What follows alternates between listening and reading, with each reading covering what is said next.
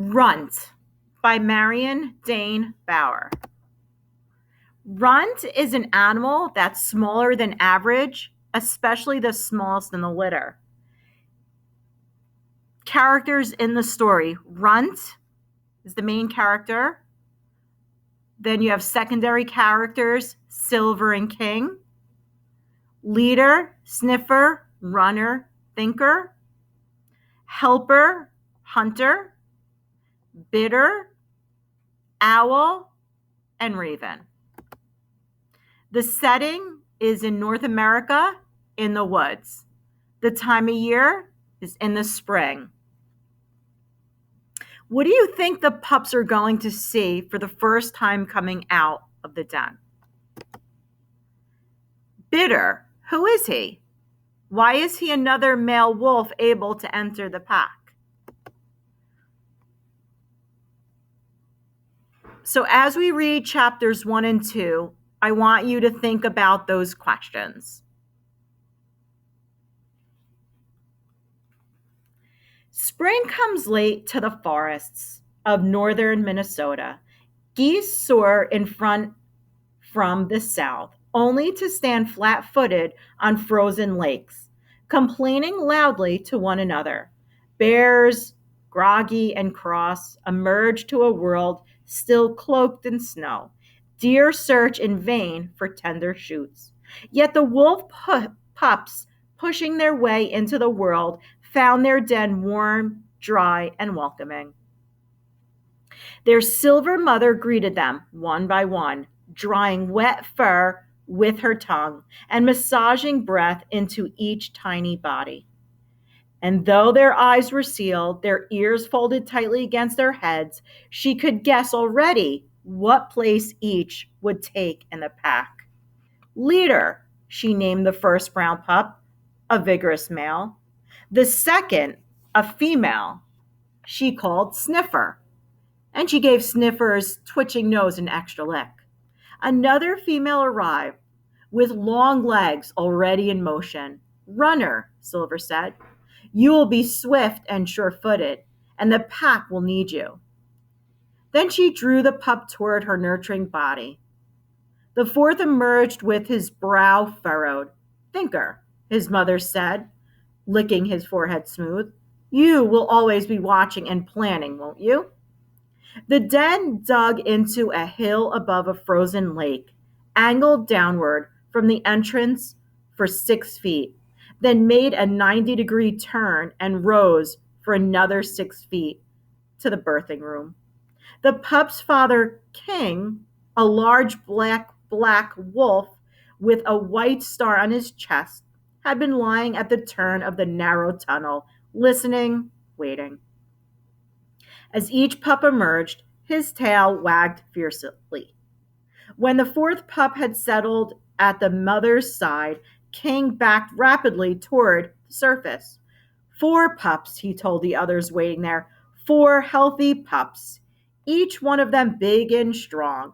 Then he danced, leaping and whirling for the joy of the new life that had come to the pack. Helper, a young tail male born to these same parents the year before, danced too. His silver sister, Hunter, joined them. How fine to have pups, they sang. How fine to no longer be the youngest, the least in the pack. Bidder, a mature male, pure white, came forward. What good news, King, he said, lowering his body and reaching up to nudge his leader's chin. A few moments later, however, when King and the 2 yearlings lifted their heads to sing the new pup's praise, Bidder looked on in silence. Once he too had been king. He'd had his own pack, his own pups to sing for. But that was before he had been disposed and driven out to hunt alone in the darkest part of winter. Now he waited, biding his time. And another king's pups were not what he was waiting for. He turned from the celebration. The howl finished. King crawled once more into the den to check on his new family. Leader, sniffer, runner, thinker, What splendid pups! This time, though, he stopped, puzzled, halfway between the entrance and the birthing room. What was that new smell? He strained to see in the deep dark of the den. The eyes of a wolf gather in even the faintest rays of light, so he could just make out the four brown furry bundles lined up along their mother's belly. They were nursing vigorously, intent on their first meal. King's tail went into motion at the very sight of them. But Silver was busy with something more. A pup? Was she washing another pup? Yes. This one black, with his father, black, with a minute white star on his chest. King's own chest swelled at the sight, and he inched forward eagerly. A look-alike son? What name would his mate choose for this son, who wore his black fur and white star? But Silver offered no name. She only went on licking. King scooted forward further to check his son himself. He sniffed the new pup from nose to tail, tail to nose again, then drew back slowly. Something was wrong. The black pup was small, much too small, and he was not yet breathing. Runt, the name exploded from King. This one's a runt.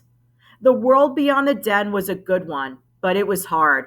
Only the strongest, the best, the most intelligent survived in it. And sometimes not even they.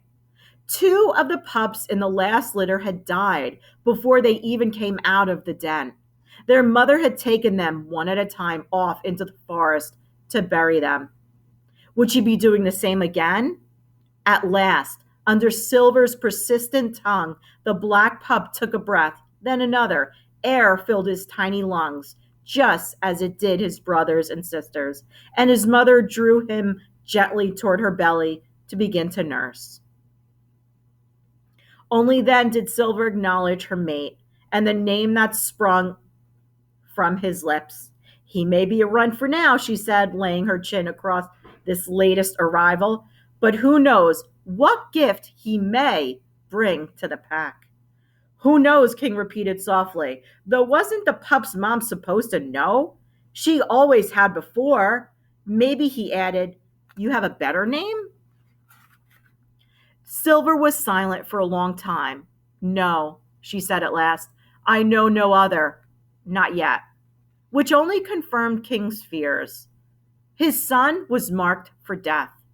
The pup's father looked long and hard at the first 5 offspring, especially at his last, the one whose black fur and white star filled him with such love.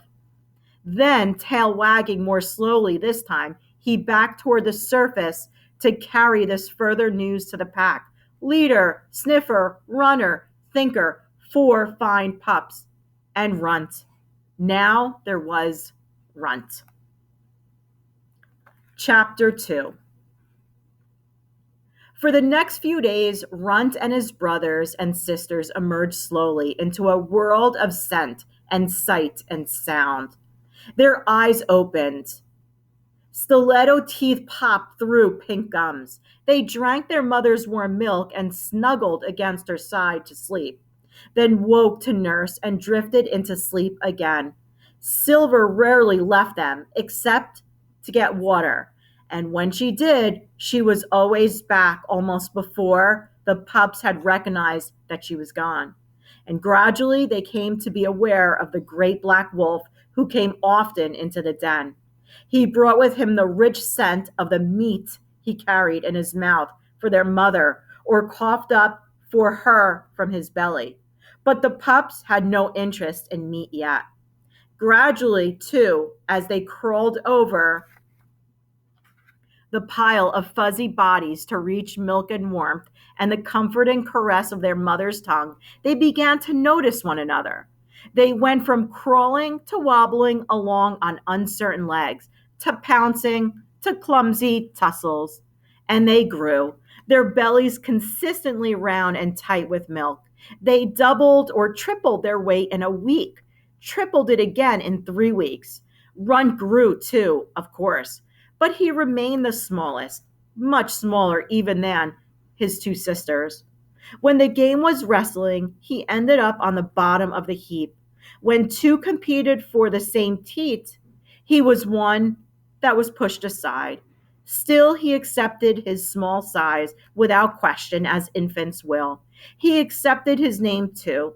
His mother spoke it so softly, with such musical tones, Runt, sweet Runt, my dear little Runt. So when the day finally came for Silver to call the pups from the familiar darkness of the den, he followed without the slightest concern about what the world might hold for such a pup as he. The last to stumble into the dazzle of a spring morning, he paused in the mouth of the den, blinking. All around him, his brothers and sisters tumbled. They were yelps of pleasure. Only Runt stood silent, overwhelmed by the wonders spread before him. What is that, mother? He asked at last. And that? And that?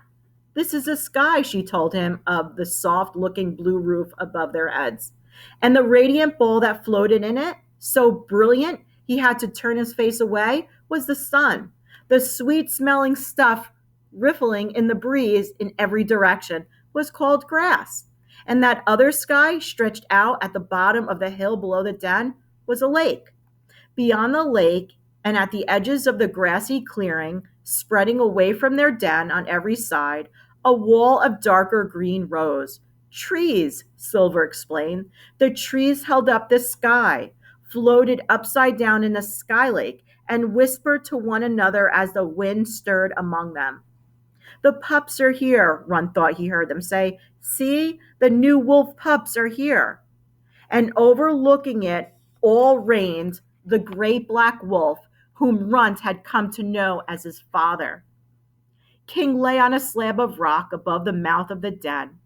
His golden gaze took in each of his pups in turn. You are mine, those eyes said. Never forget that you are mine. Runt's entire body warmed with pleasure. How could he ever forget? How could he be anything but grateful for the gift of his father's world? He had long understood that his father came and went from a place beyond the warm den he and his litter mates shared with their mother. But he had never imagined King's world to be anything more than another den, perhaps deeper and darker than the one he knew. He hadn't guessed that it contained other wolves either. Two yearlings, a tan male and a silver female, approached the pups. I am your brother, Helper, said the male, bowing with his front legs outstretched. Your sister Hunter, the female announced. Then they danced around the pups. Leader, sniffer, runner, thinker, runt, they sang. Welcome, welcome to our world. Leader, runner, sniffer, thinker, runt, called a low voice from the surrounding forest. The trees, Runt cried. They welcome us too, Hunter laughed. That welcome comes from our friend Owl, Helper explained gently. He often answers our songs. Friend Owl? Runt repeated, looking fondly at his smart brother. A glossy black creature came floating down from the sky and landed in the midst of the pups. Are you Owl? Runt asked suddenly, shy beneath the bird's bright-eyed gaze. Of course not, the creature replied, fluffing his feathers. I am Raven. And who might you be? He side-hopped a step or two, moving closer. There wasn't much Runt knew in this unfamiliar world, but he was certain of his name. Nonetheless, his tongue seemed to freeze under his stranger's intense look. Raven strutted around the speechless pup, examining him from every side. You are small, aren't you? He said at last. Smaller than all the rest, but still, he tipped his head to one side, considering small can be brave, fierce. Why, I've seen a pair of wrens chase a large crow the length of the sky, and the small red squirrel often puts the larger gray to shame. Brave? Fierce? Runt hardly knew the meaning of the words. He liked their sound, though. Raven stopped directly in front of Runt. Surely, though, even a scrap of a pup like you has a name. Runt ducked his head shyly. Perhaps Mother would answer, this very interesting bird, or his father, who watched them all with such observing eyes, but neither of them did. Finally, growing impatient, Raven spread his wings, lifted off the ground, and landed on the slab of rock next to King. You seem to have sired a pup who doesn't know his own name, he announced, turning his head toward Runt. King lay with his chin on his paws. He gazed at Runt, but still made no reply. The good looking black fellow, Raven prompted, as though King might not know which pup he meant. The one who takes after me? The great wolf's head came up sharply. After me, Raven? After you, Raven acted surprised. How could that be? He has such intelligent eyes, and his feathers? They're so black and glossy. Fur! King growled. My son has fur. My son. Runt liked those words too. Even better than brave and fierce. Perhaps you call him Star? Raven persisted. Since he bears your white star, or Prince? That would be a good name for a pup who wears the king's coat. The silence that greeted each of Raven's suggestions seemed to give weight to the surrounding air. Even the two yearlings stared off across the lake as though there were suddenly something of great interest passing on the opposite shore. At last, since it was clear no one else was going to answer, Runt found his own voice. My name is Runt, he called to Raven. They call me Runt. Runt? Raven repeated. Runt? He shook his head as though to rid himself of the sound of that name. Runt? Came an echo from the lake, rising and falling in laughter, though Runt had no idea who had spoken.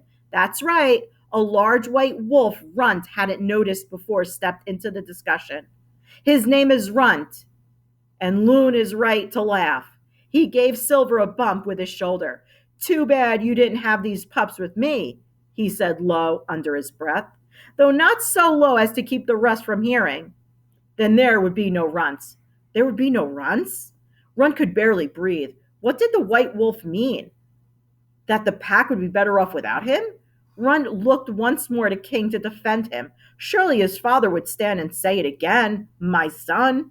And in fact, King was rising. He stepped down off his rock and moved toward the ground gathered around Runt. He walked tall on his legs, his head high, his ears pricked. But when he came close, he didn't so much as glance at Runt. He didn't defend him either. He only lifted his tail a little higher and growled low under his breath. Leave her alone, Bitter. For an instant, the entire forest seemed to stop breathing. Then suddenly, as the challenge had begun, it was over. Bitter lowered his head, folded his ears back, smiled. Of course, King, he whined. I meant no harm. You know I live to please you.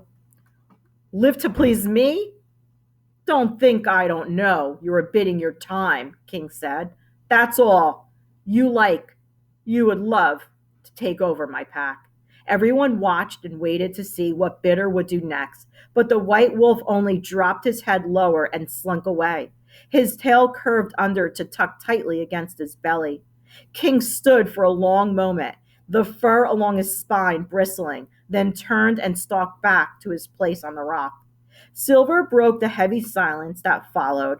Come, she said softly, we'll go inside. You've all had enough excitement for today. And nudging each pup with her muzzle, she herded them back toward the warmth and safety of the den.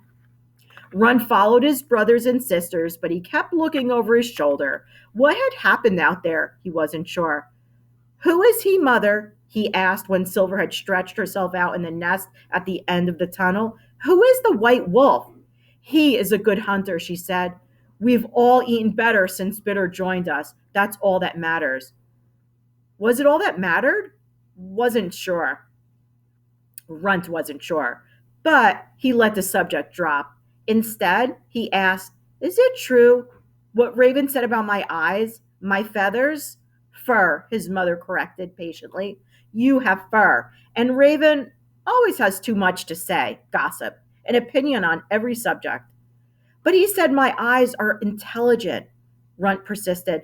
My feathers, my fur is glossy. Silver didn't answer. The other pups had all settled to nurse, and she began washing Leader's face. Mother, Runted pleaded. She sighed. Raven loves nothing better than to tease and annoy your father. The two of them make a game of it. Still, he has been known to be very wise and smart. Runt wanted more, but his mother was clearly not entertaining further questions. So he sighed, too, and found a place among his brothers and sisters to take his meal. The others filled their bellies quickly, and exhausted by their excursion, soon drifted into sleep. Only Runt lay awake, reliving it all. It wasn't just Raven's praise that filled him with such awe. It was everything he had seen, smelled, touched. He could hardly bear to let the memory of it slip away, even for the length of a nap. Would they leave the den again? Would all he had just been waiting for them once more if they did? Their world was so much larger and brighter and more colorful and exciting than he had dreamed. Before this morning's excursion, adventure, he hadn't even known he had an older brother and sister, or that a white wolf called Bitter was part of their pack. He hadn't known the soft blue sky or the scent of sunshine on the warming earth, or that there were other creatures in the world besides wolves either, or that his father was in charge of it all. King had called him son. My son, he had said. Could anything else matter?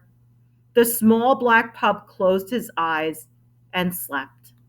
That's the end of chapter 2.